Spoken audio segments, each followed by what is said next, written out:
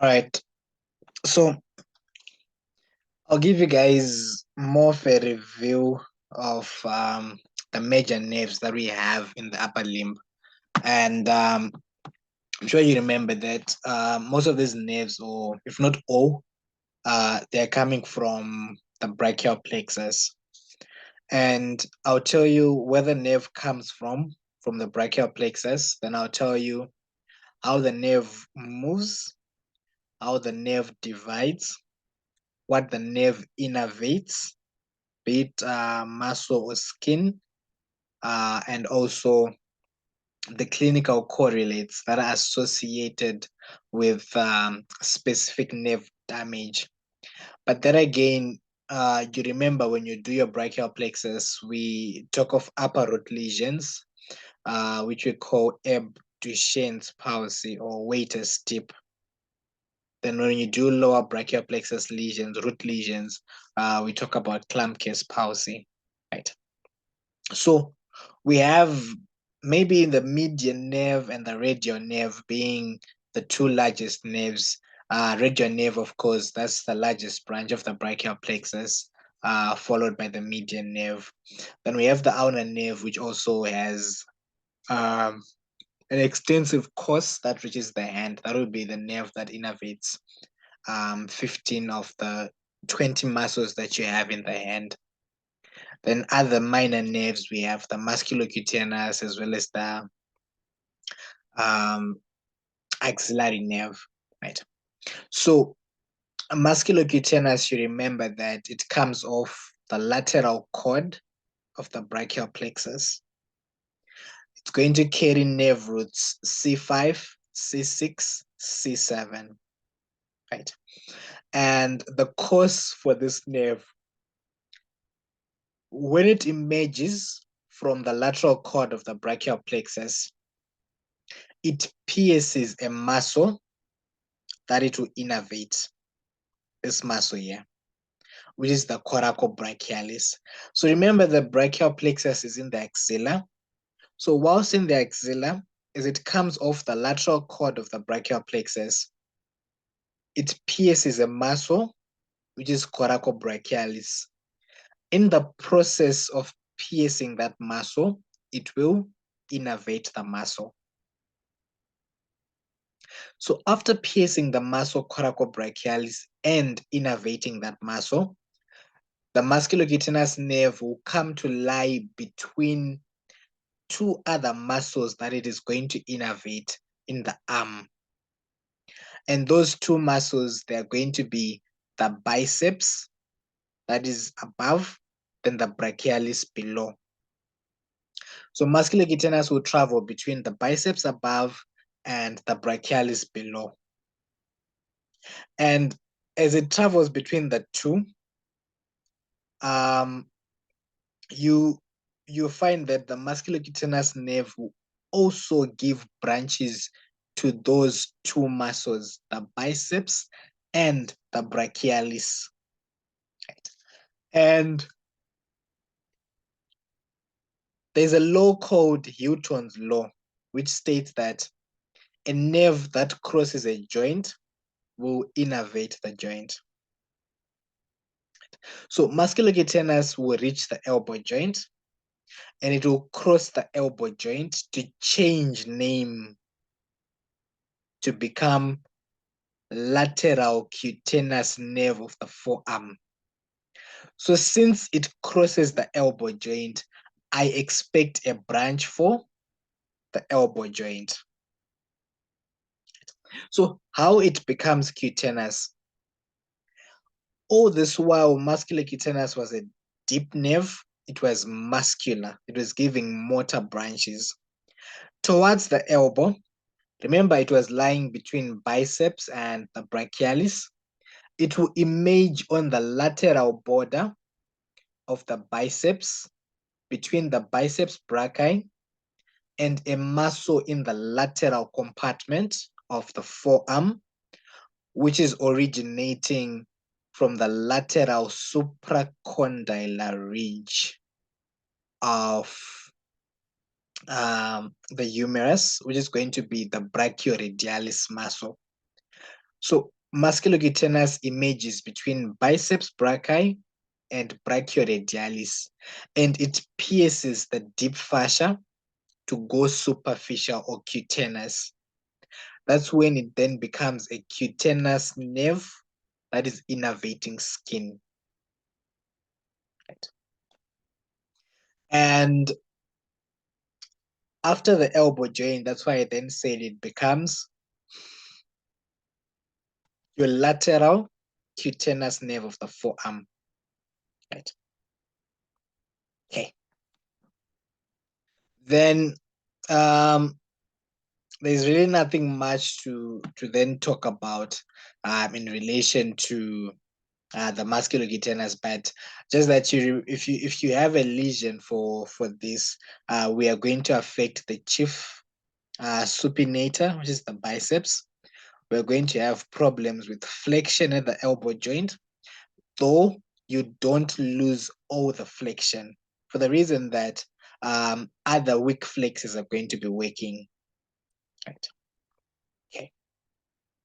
Then axillary nerve, I didn't really include a twig like this for axillary nerve for the particular slide, this one. But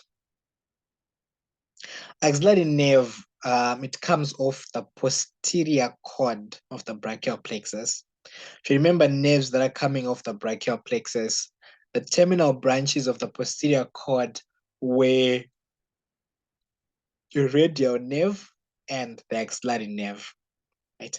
Axillary nerve will be carrying nerve root C5, C6, right?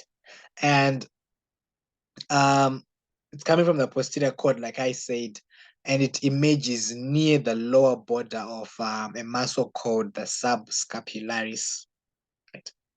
So if you guys remember the three spaces that you usually talk about in the axilla, which I talked about to you, the quadrangular space, the triangular space, then the triangular interval going lower down.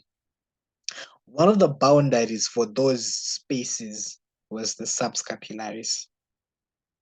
And that subscapularis, we are saying that the axillary nerve originates near the lower border of the subscapularis. And remember, you find the axillary nerve in the quadrangular space. So things should make sense when you're doing a review. Right. Okay. So when it emerges from that lower border of the subscapularis, it then runs backward to enter the quadrangular space.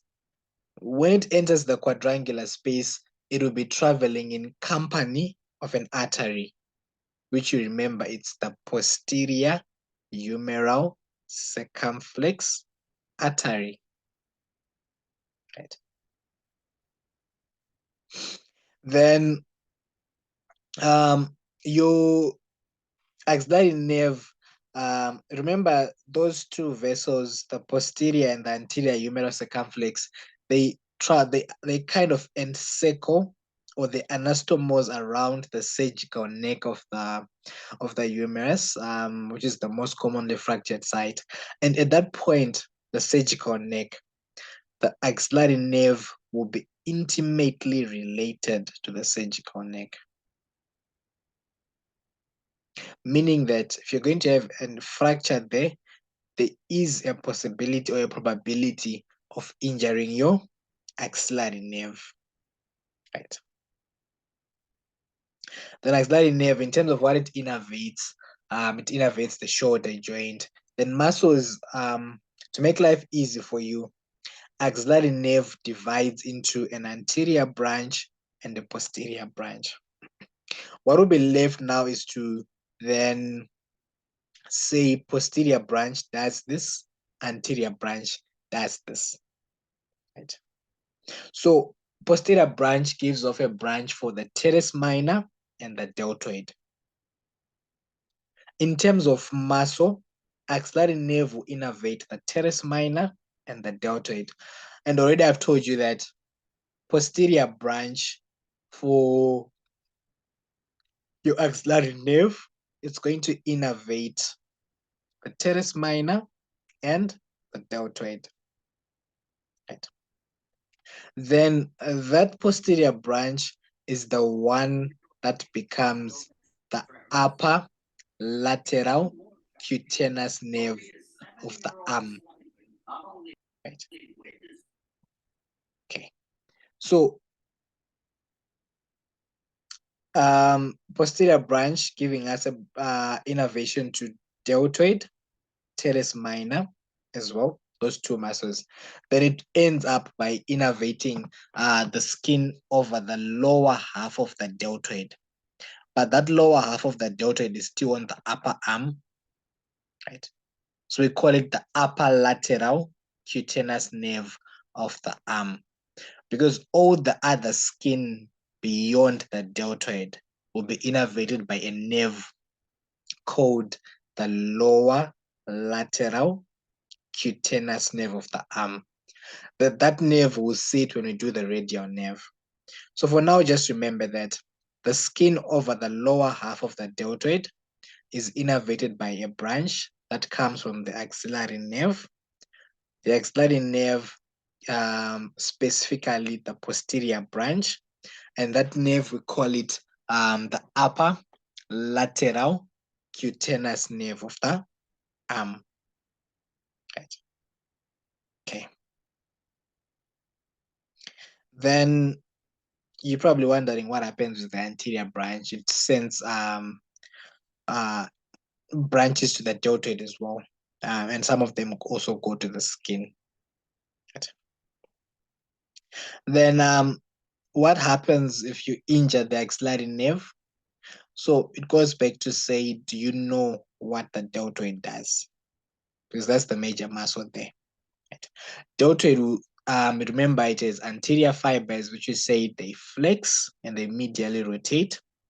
There's posterior fibers, which you say they extend and they laterally rotate. Then it is the main part of the muscle, which is the middle fibers, which do show the abduction. So after supraspinatus initiates the first 15 degrees of shoulder abduction, you find that the deltoid is the one that continues. So in a lesion to the axillary nerve, you're going to have impaired shoulder abduction. Right. Then you're also going to have loss of sensation over the lower half, over the skin that overlies the lower half of the deltoid, which we said will be innervated by upper lateral cutaneous nerve of the arm, um, which is coming from your axillary nerve, right? Okay. So far I've just described to you the minor nerves, right? Musculocutaneous. Then I've also told you about the axillary nerve. So go straight to the median nerve, right? This is your median. These are the branches that can arise from the median nerve. Okay. All right. So median nerve, in terms of nerve roots, it carries all the nerve roots, C5, all the way to T1, the nerve roots that create the brachial plexus. Right. So we are going to divide it to say, does it give us branches in the axilla? Does it give us branches in the arm? Does it give us branches in the forearm? Does it give us branches in the hand? Right. Okay. So does anyone know the cause of the median nerve? Can hazard a guess.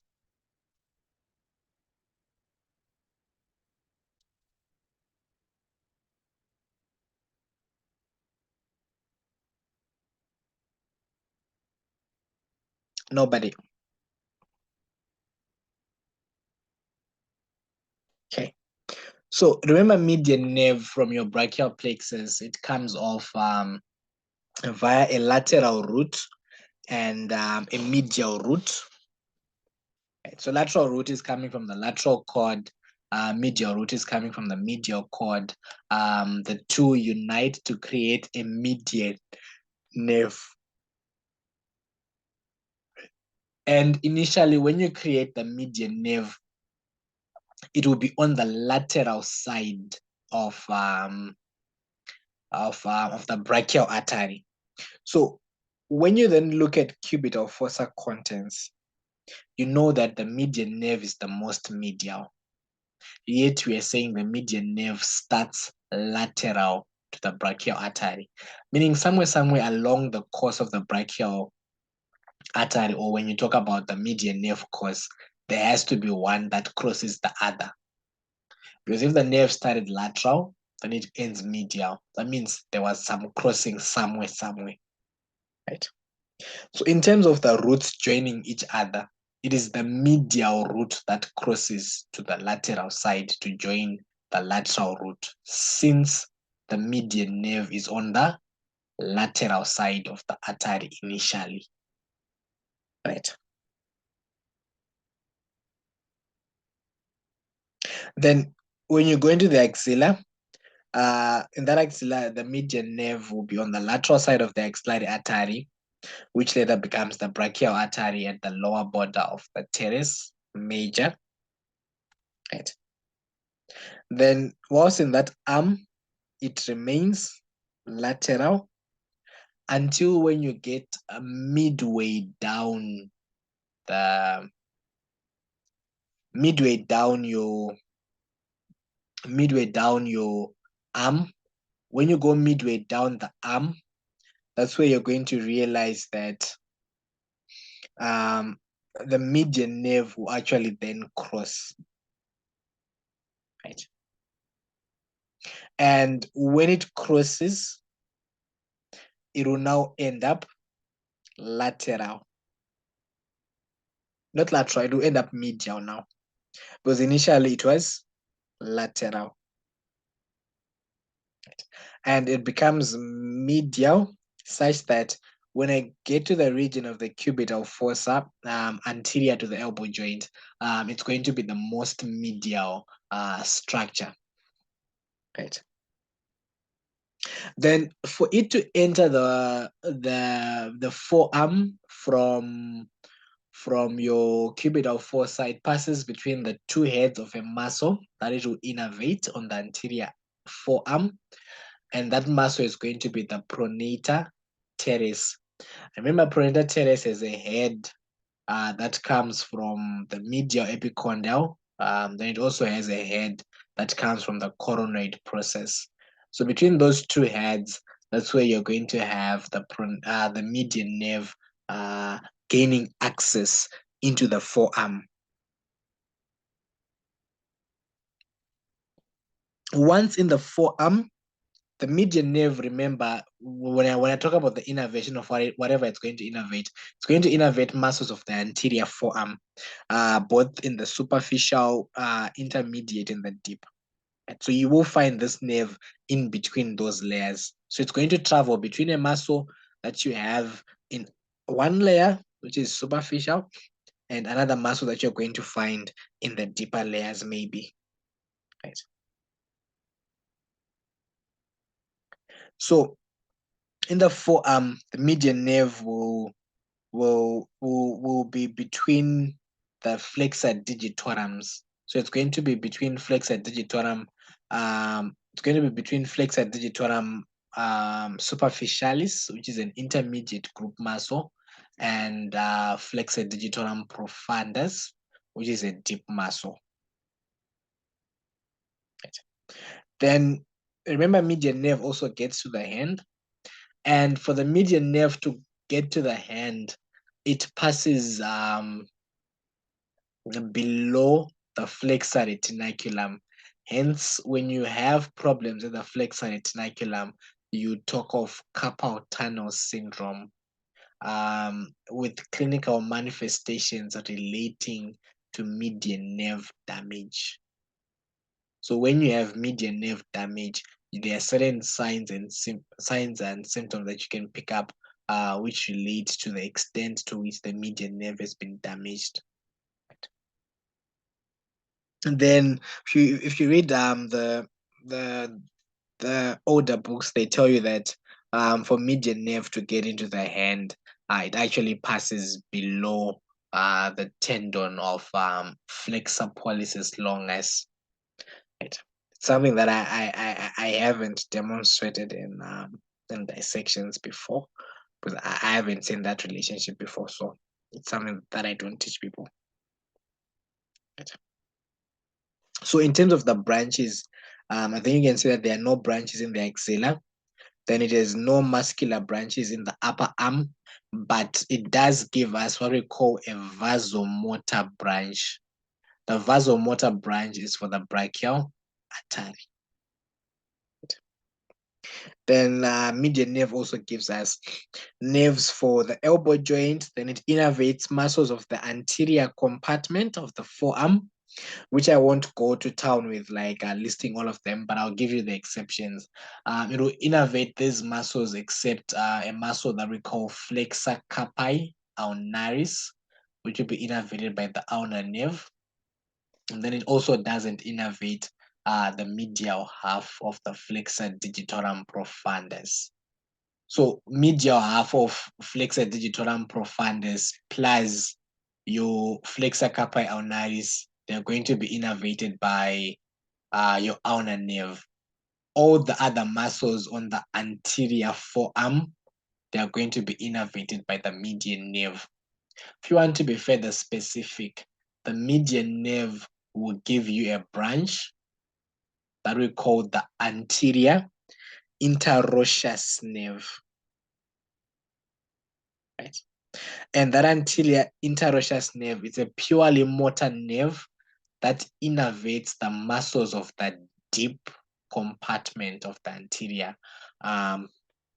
anterior forearm. That's going to be flexor pollicis longus, pronator quadratus, and the lateral half of the flexor digitorum profundus. Lateral half because we said the medial half, we include it with the ulnar nerve. Right. Then in terms of the hand, of the 20 muscles that you have in the hand, median nerve will innervate 5. The rest, which are 15 now in number, will be innervated by the ulnar nerve. So the smart way is to know the 5 for the median nerve, then know that the rest are your ulnar nerve. So the 5 muscles that are going to be innervated by your median nerve in the hand, 3 of them belong to the thinner eminence, which is going to be opponens pollicis, flexor pollicis brevis, as well as the abductor, right? Pollicis. Then the other 2, they're going to be the first 2 lumbricals. The first 2 lumbricals refers to the lumbrical associated with the index finger and the lumbrical associated with the middle finger. Right.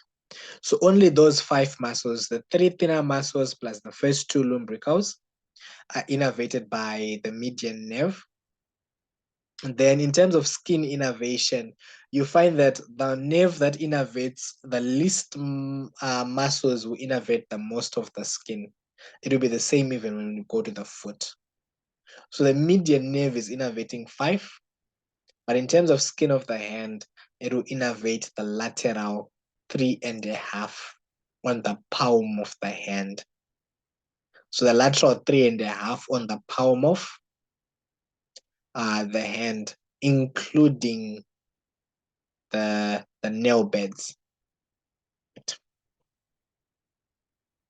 Okay.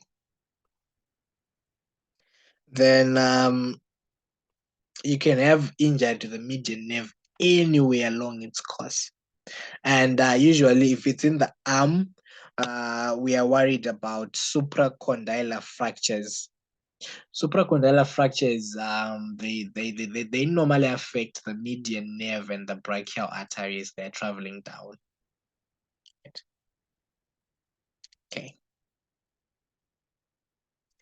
Then I'm sure you guys at some point you've heard of the hand of benediction. Right? When you ask someone to make a fist, then when they want to make the fist, your index and your middle fingers they remain straight, and that's impossible for you to make a fist with them straight. Right?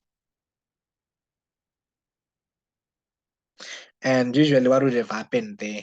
There is paralysis of muscles of the forearm, both superficial and deep. Right?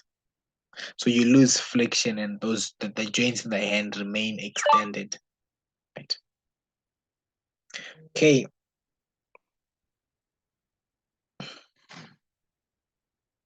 Then injury to the median nerve at the wrist there and the carpus, that's carpal tunnel syndrome. Right?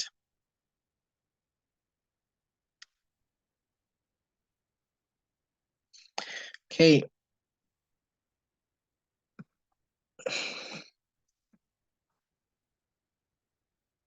Let's move. Okay. Ulnar nerve. So your ulnar nerve comes off the medial cord of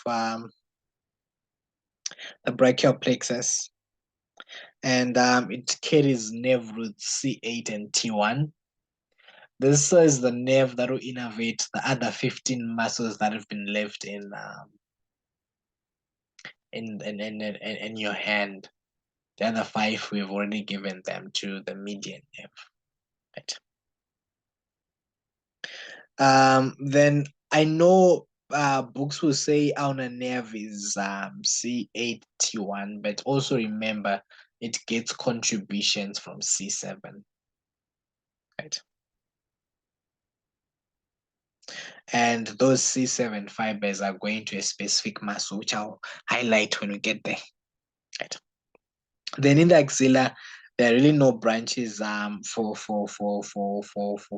ulnar nerve, but for you guys to make life easy, remember the cords of the brachial plexus, you name them in relation to the artery.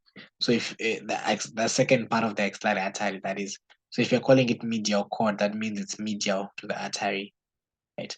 So medial cord gives us ulnar nerve, meaning ulnar nerve, when ulnar nerve starts, it will be on the medial side of the arteries. Right? If you want to be fancy, it lies between the axillary artery and the axillary vein. The axillary vein, I think there's a statement that I'll give you when we do the review of the blood vessels. The axillary vein is always medial to the axillary artery, no matter what. Right? Then outer nerve gets into the arm. In the upper arm, it gives us no branches, but ulnar nerve, something that the ulnar nerve would do, which we will also see with the radial nerve, is at some point your ulnar nerve lies in the anterior compartment of the arm. At some point, it's in the posterior compartment of the arm. When ulnar nerve is in the anterior compartment, this is in the upper arm. Then when it's in the posterior compartment, this is in the lower arm. So how does ulnar nerve change compartment? To change compartment, the ulnar nerve pierces the medial intermuscular septum. Those septa that you say they are prolongations of deep fascia that will divide a region into maybe compartments, B2, 3, 4, whatever you want for a region. So ulnar nerve pierces the medial intermuscular septum in company of like a collateral branch that we will discuss with the elbow joint anastomosis, which we call the superior ulnar collateral artery, right? So it's ulnar nerve and an artery. So it pierces that that intermuscular septum to go to the posterior compartment of the arm. Then, whilst in the posterior compartment of the arm, it emerges behind the medial epicondyle of the humerus. Right. And once it emerges behind the medial epicondyle of the humerus, it now wants to gain access into the forearm. So just as median nerve passed between two heads of a muscle that it innervates, your ulnar nerve will also pass between two heads of a muscle that it will innervate for it to gain access into the forearm. And that is going to be the flexor carpi ulnaris. Then whilst in the forearm, it's going to lie between two muscles that it innervates, and there are only two in the forearm. That is going to be flexor carpi ulnaris above and the medial half of flexor digitorum profundus below. Then I hope you guys are following. Can I get an amen in the background to see if people are around? Amen. Yeah, so I'm preaching to the converted. Yeah, man, yeah, man. All right. So that's ulnar nerve. Then in the forearm, we're saying it's between flexor carpi ulnaris and flexor digitorum profundus, the medial half. How do you remember this? These are the muscles that it is going to innervate in the forearm. They're only those two. So there's really no need to then see your ulnar nerve between other muscles that it has nothing to do with. Right. Then for it to gain access into the hand, it passes superficial to the flexor retinaculum. Unlike the median nerve that we said, it passes deep. And median nerve, we said, since it passes deep, it can be compressed to the bone, hence that carpal tunnel syndrome. Right? Ulnar nerve passes superficial to the flexor retinaculum. Right. Okay. Then in terms of maybe not clinicals yet, in terms of what it innervates, so in the forearm, we are thinking about flexor carpi ulnaris and the medial half of flexor digitorum profundus. Then we are going to see ulnar artery. It gives off a vasomotor branch for it. But there's something that I want to draw your attention to. So remember median nerve, and I was talking about median nerve, maybe moved a bit, okay? So before the wrist joint, I think you can see, if you can see my cursor, there's this branch here that is given off in the forearm, the palmar-cutaneous branch. So in as much as you say that the median nerve will innervate the lateral 3.5 of the palm of the hand, this branch will only innervate the palm. The branch for the hand, for the digits rather, for the skin comes off in the hand. So you find that someone with carpal tunnel syndrome, they will only lose, in terms of skin sensations, they will lose sensations on the digits, the fingers, the lateral 3.5. Right? But they won't lose on the palmar aspect, the inside of the hand, because that branch would have been given off already in the forearm. That's the same thing that happens with the ulnar nerve. The palmar cutaneous branch for the ulnar nerve, which is going now to the medial 1.5.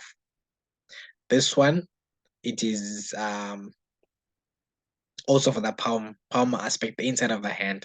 Then for the digits or the fingers, for those two fingers, for those medial 1.5 rather, they're given off in the hand. Right. These are the muscles that are innervated by the ulnar nerve. I won't waste time talking about this. So just know that muscles that are the other 15 muscles of the hand, right, including a muscle called adductor pollicis, though it's on the side of the thumb. Then clinicals, maybe we can talk about main and grief, which is your claw and deformity.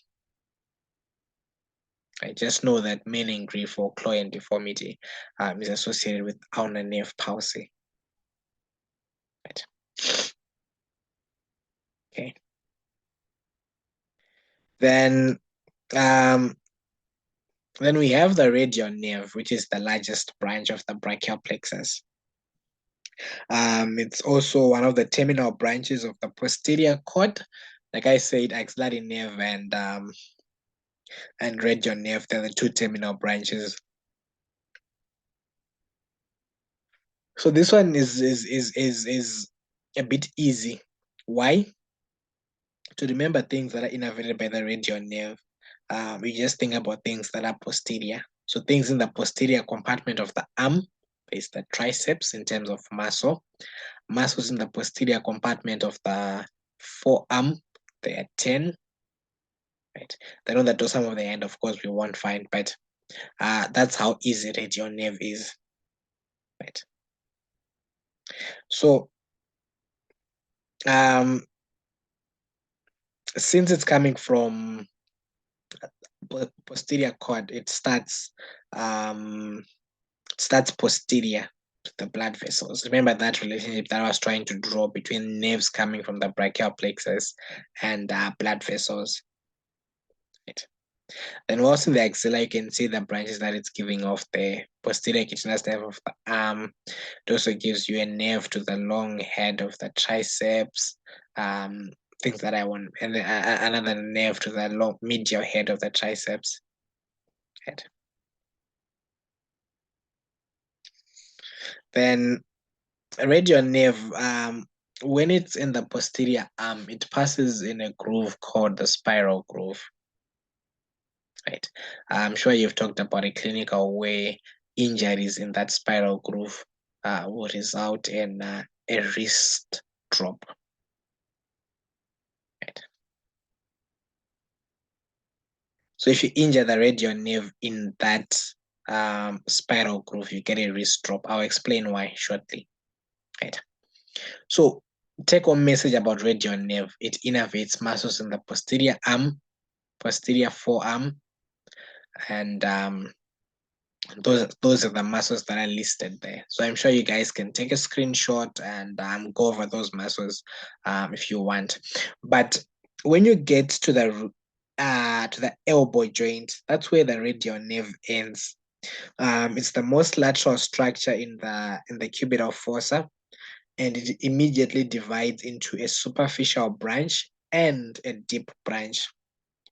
The superficial branch remains cutaneous. It's going to innervate skin on the lateral 3.5 of the dorsum of the hand. So lateral 3.5 on the dorsum of the hand is innervated by the superficial branch.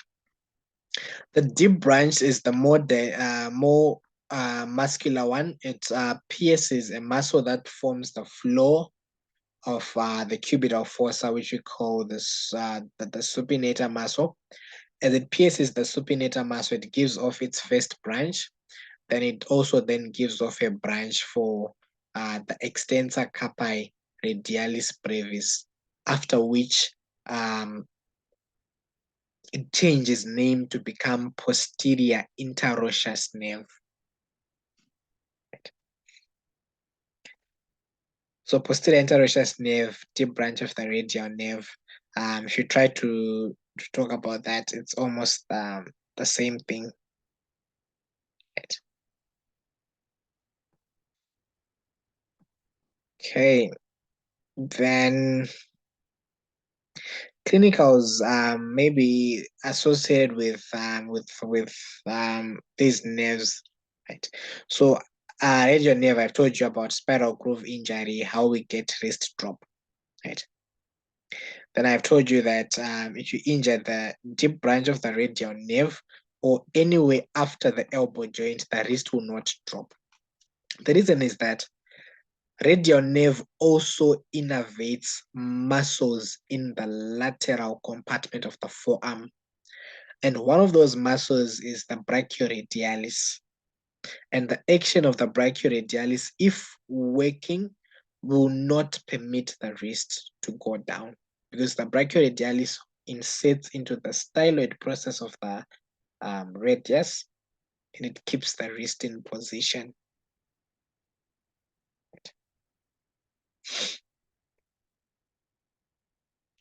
All right.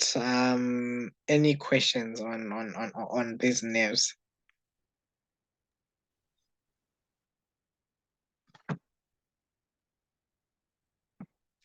The floor is open for questions. Davis, Lucius, Setza, Taps, Tino.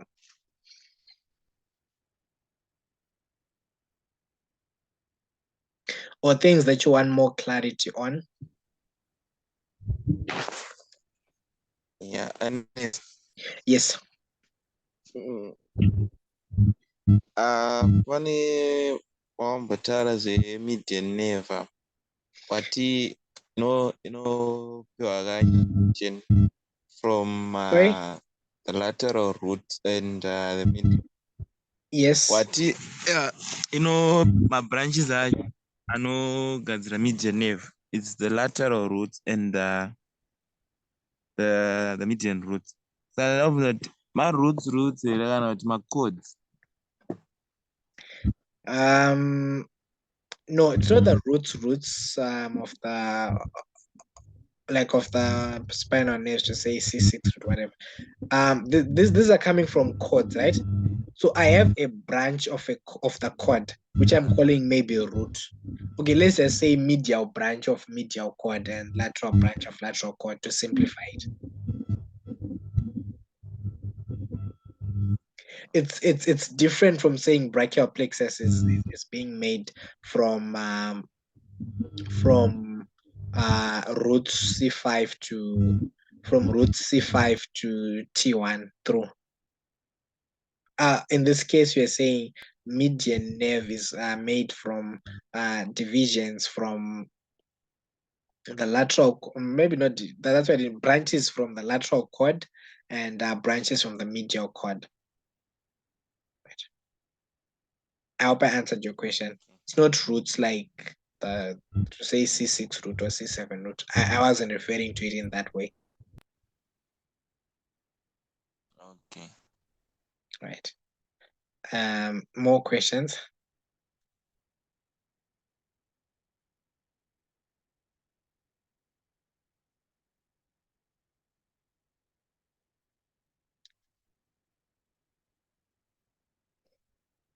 More questions? Going once, going twice.